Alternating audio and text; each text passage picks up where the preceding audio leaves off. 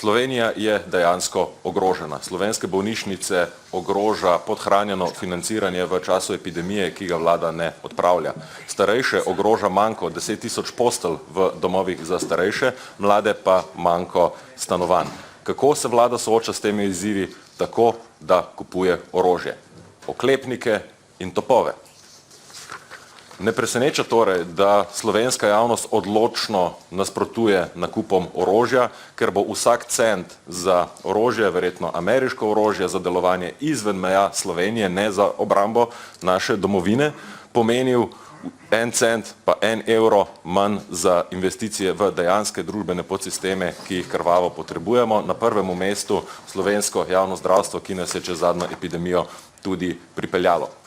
Vlada na vse te kritike, na to zavračanje javnosti, odgovarja z izogibanjem javni razpravi in s tem, da poskuša po hitremu postopku stisniti skozi državnozborsko proceduro zakon, ki 780 milijonov evrov sredi gospodarske krize namenja orožju, bodočemu staremu železu za delovanje izven meja Republike Slovenije.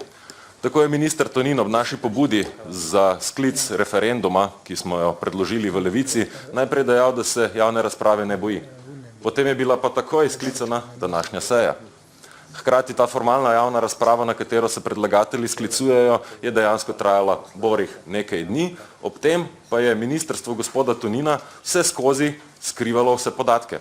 V Levici smo na ministrstvo v zvezi z nabavami 780 milijonov orožja predložili več poslanskih vprašanj. Tudi po 2 meseca so ta vprašanja ostala neodgovorjena.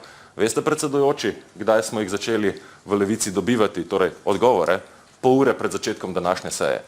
Skratka, vlada in ministrstvo za obrambo se izogiba javni razpravi, hiti z sprejemanjem zakona, skriva podatke, krši vsa poslovniška določila in seveda je edino primerno, da se točka, ki jo želi danes koalicija sprejeti, torej da se zakonsko nameni 780 milijonov za orožje namesto za zdravstvo, za šolstvo, za skrbstvo starejših,